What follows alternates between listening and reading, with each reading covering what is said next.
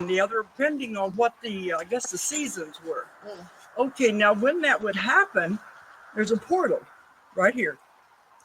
And he says whenever they would do the ceremonies, the portal would open and they could go to another earth.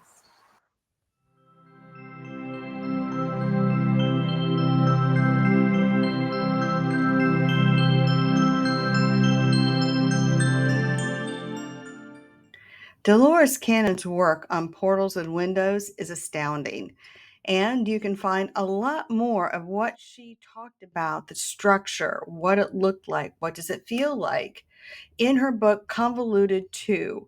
And I believe it's chapter 19, where she's got some people that she actually regressed and found themselves, one is a guardian of the portals, what that's like, talk about the structures and how it eludes people, which is very cool. And I've seen it actually here in my own practice working with people. In fact, there was one girl that I worked with. She got into this realm through a portal, and it was so beautiful. She didn't even want to come out of it. And we had to sit there for quite a bit of time because she was enjoying the colors and the frequency that it gave her body, that feeling that it gave her body. And again, Dolores talks about it in a lot more detail in her book. It's called The Convoluted Universe, Book 2, and she hits it hard in chapter 19. The thing about it is, it doesn't begin or end with Dolores Cannon and her work with clients around the world who were seeing the same things over and over and over.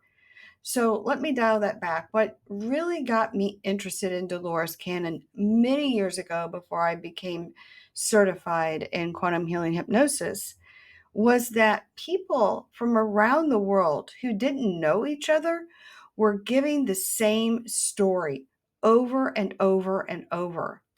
So that leads the question, how are people who are unrelated to each other, separated by oceans and continents, all talking about the same kind of thing?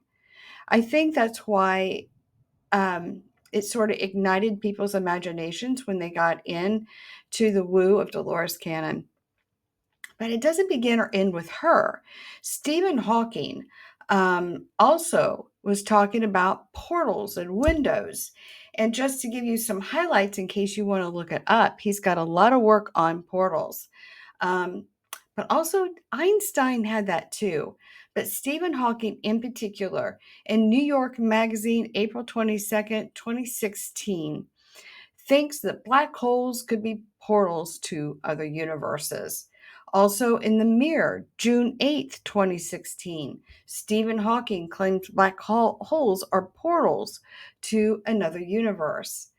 And it's also slash dot, it's a science slash dot org, has April 25th, 2016. It is believed that identical black holes might be formed by an infinite quantity of matter, and then tying that into what is a portal. So there's a lot of information out there on Google that will tell you what Stephen Hawking's position was, as well as Einstein, where he was saying that the universe was sort of like a fabric that could be stretched and overlaid, and there could be these portals going between. The work is ongoing and fascinating. And the thing of it is, there is so much woo out there that you begin to wonder. You used to think that maybe Dolores was out there in the woo. But as you begin to deep dive into quantum physics and what the scientists are now showing us, I don't know. I think it's a neck and neck race. But you know what? If you are curious, if you know what a portal is, I would suggest you do.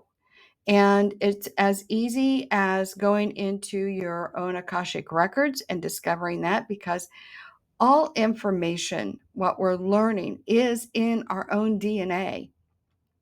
That's where the infinite mind truly rests. And consciousness is a bit of a vehicle too. It's much like getting tuned into the cosmic internet, if you will. So, between what your own DNA can do and tying that into the internet or the cosmic internet, there's all kinds of information that's actually available to you. So, if you're curious more about portals, and if you've ever had an experience with a portal, and what does a portal mean to you, reach out to me at sallyknopp.com and let's talk about it. Anyway, thanks for watching. I hope you enjoyed Dolores Cannon. Please stay tuned for more Dolores Cannon because we're going to deep dive into a lot of woo. Thanks for watching.